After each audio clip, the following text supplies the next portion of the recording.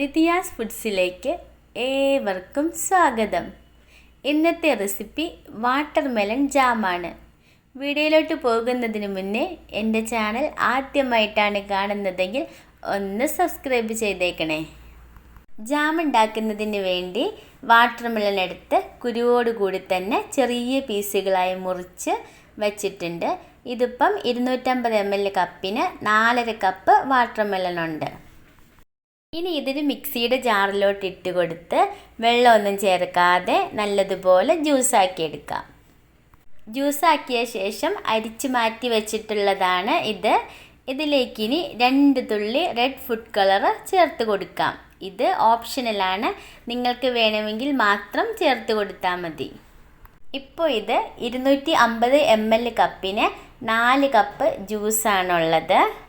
ഇനി ഈ ജ്യൂസ് നമുക്കൊരു പാനിലോട്ട് ഒഴിച്ചു കൊടുക്കാം. ഫ്ലെയിം അപ്പോൾ ഹൈ ഫ്ലെയിമിലാണ് വയ്ക്കേണ്ടത്. ഇനി ഇതിലേക്ക് 1 കപ്പ് പഞ്ചസാര കൂടി ചേർത്ത് നല്ലതുപോലെ ഇളക്കി കൊടുക്കാം. ഇതിനി തിളച്ച് വന്ന് കഴിഞ്ഞാൽ തുടരെ ഇളക്കി കൊടുത്ത് ഇതൊന്ന് കുറുക്കിയെടുക്കാം. ഹൈ ഫ്ലെയിമിൽ വച്ചിട്ട് വേണം ഇതിങ്ങനെ കുറുക്കിയെടുക്കാൻ.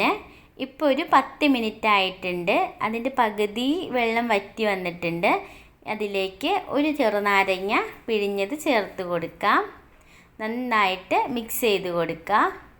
വീണ്ടും ഇളക്കി കൊടുത്തുകൊണ്ടേ ഇരിക്കണം. ഇപ്പം മൊത്തം ഒരു 20 മിനിറ്റ് ആയിട്ടുണ്ട്.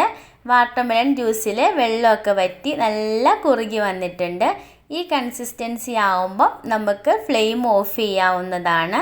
നിങ്ങൾക്ക് വാട്ടർമെലൻ്റെ ഫ്ലേവർ ഇഷ്ടമല്ലെങ്കിൽ പകരം ഫ്ലെയിം ഓഫ് ചെയ്യുന്നതിന് മുന്നേ 1/2 ടീസ്പൂൺ ഏലക്കാപ്പൊടി ചേർത്ത് കൊടുക്കാവുന്നതാണ്. ഞാനിവിടെ വേറെ ഒന്നും ചേർത്തിട്ടില്ല.